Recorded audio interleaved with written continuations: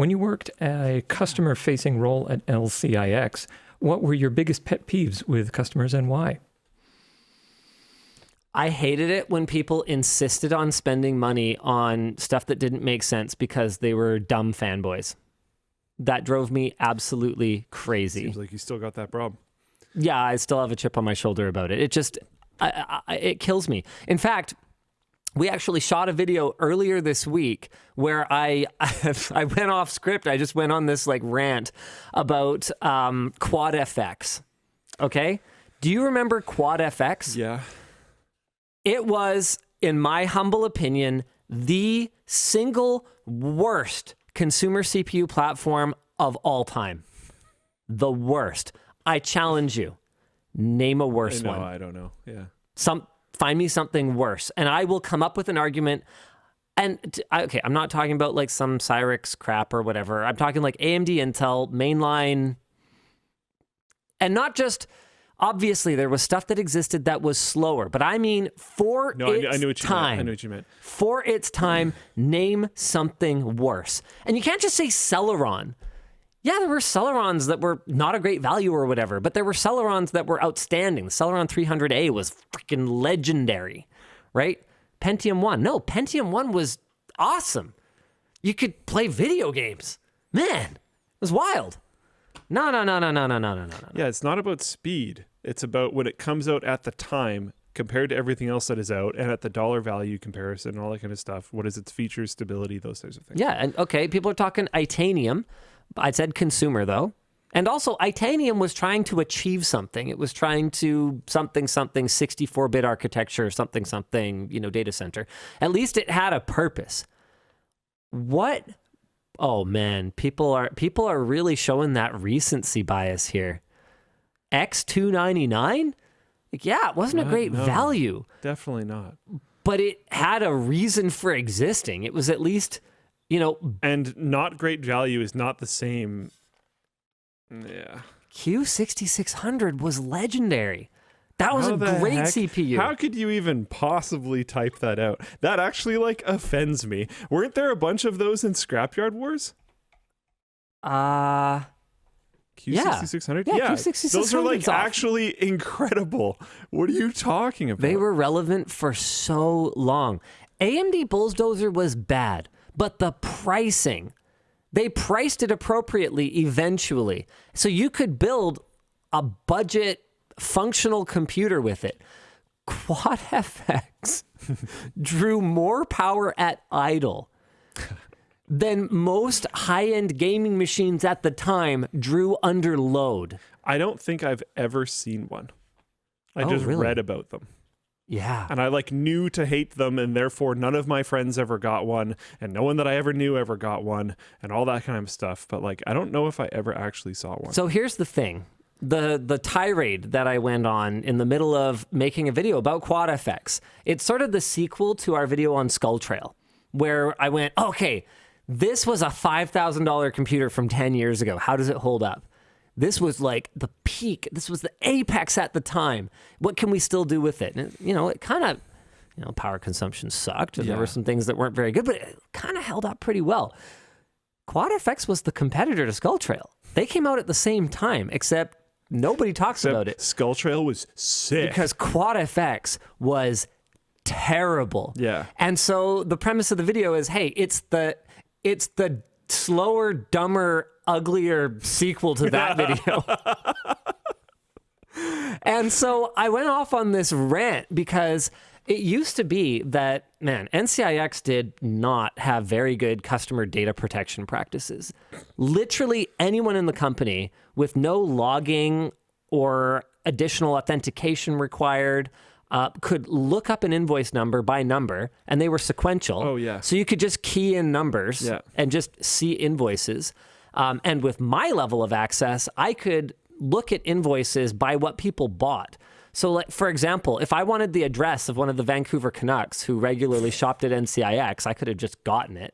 I didn't because I'm a good boy. If I wanted to, if sometimes I have sort of a nefarious brain, I like to think that my moral compass, it keeps me... keep yourself in bounds? Yeah, it keeps me on the path. But I was sitting there going, I bet people who buy Extreme Editions probably have a lot of cool shit in their house. Yeah. Honestly. Yeah. It surprised me that they never patched this and that no one who worked there ever just like had that occur to them and did stuff. And I was just like, well, whatever. Anyway, the point is I could pull up customer information very easily. And one of the things that I did on a couple of occasions, not with just web orders, but with system orders, because I was in charge of the systems division. One of the things that I did on a couple of occasions is I saw system invoices for Quad FX. I pulled up the record, got on the phone, and tried to talk the customer out of it. More than once. Because it was so bad. That's really funny. Hey, I'm from NCIX and I'm here to help. Can we find you something different? Can I give you something that performs better and costs less and is more stable? And I can't promise a better upgrade path, but I can promise you'll like it better. Please. It'll consume less power. Please. And there were people I couldn't talk out of it. So I once had to build a Quad FX system. It was the most unstable piece of f***ing shit. I wonder how that person felt afterwards, knowing you had tried to talk them off the wall, and then they get this computer, and it's just the worst experience. That's got to rot away at you, because every time that your computer just sucks for whatever reason, this person tried to contact you and tried to save you, and you said no. So you're not gonna go back and like try to get an exchange or something, because like you're gonna try to like defend your purchasing decision. That's what people do. Oh, It's absolutely. The cognitive dissonance, man. Yeah. You just gotta like, I will change my reality then. Yeah. No, my computer is good. Crashing once a day is fine. It's only one time. I just get off the computer when it crashes. It's okay. Yeah, it's time to go outside anyway. You can get Q6600s for $5. Oh yeah, they're not worth anything now because they don't support modern instruction sets. But that's just crazy to me. I don't know. Yeah, we actually have a line of CPU fidget spinners coming. We're gonna embed bearings in the middle of them, like really high quality, like ceramic or like hybrid ceramic bearings, and turn CPUs into fidget spinners. We're gonna put like an aluminum frame around the outside. We're still working on scaling production. Yeah. But there's a lot of CPUs out there, and hey, if they could be a fidget spinner instead of in a landfill, that's great, right? Yeah. So reuse. Let's go. And yes, so cheap LGA 775 CPUs are one of the main targets. If you were trying to go for like an XP era like retro machine, there might be some hardware right now that would be like good to pick up. It's tough. Here's the problem. Once you get past about Vista, not only is the OS completely insecure to run connected to the internet, but there's basically nothing you can do on that computer anymore that doesn't require an internet connection. Yeah, I was going to say. So a retro Windows 98 machine or something like that XP's kind of the end. can actually still run a lot of software. You could fire up Encarta. By the way, I found out recently Worldbook still publishes a printed encyclopedia. Yeah. One of the writers on Ars Technica wrote a whole thing. They bought one. They asked for a review sample, got ignored, and then they actually bought one. And they were like, this is cool. And then his wife made him put it in another room because it was like ugly or something. Anyway, it's a good article. I enjoyed it.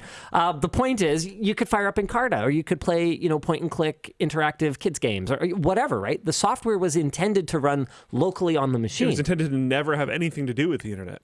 Exactly. The internet was an afterthought. Yeah. But by the time we hit Vista, especially Windows 7, there's basically nothing that does anything without some kind of online registration or activation or phone home, or like multiplayer element or whatever it is, without being connected to the internet.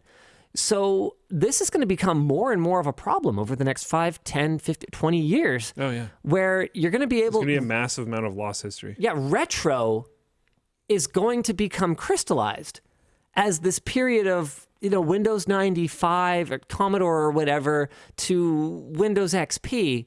And then there's just going to be the missing times. That's it. Everything we experienced on our Yeah, computers you'll just have to like emulate. past that point is going to be like, maybe like archive, like web archive, archive.org or whatever it is. Yeah. Yeah. That's it. You'll be able to see stills of the games people played at that time, what those multiplayer maps looked like, or whatever else it is, right? It's kind of sad. Yeah. Everything you're experiencing in Fortnite right now, your kids will never try. They will never see it. They'll be able to. Yeah. It's unfortunate that you chose Fortnite, but it is what it is. Some people might want their kids to try Fortnite. Remember, their kids playing it now. Yeah. And that's what people have nostalgia for. I'm just messing around, but yeah, I agree. I'm just messing around too. I know adults play Fortnite. Next. I judge them, but I know they do. Next merch message.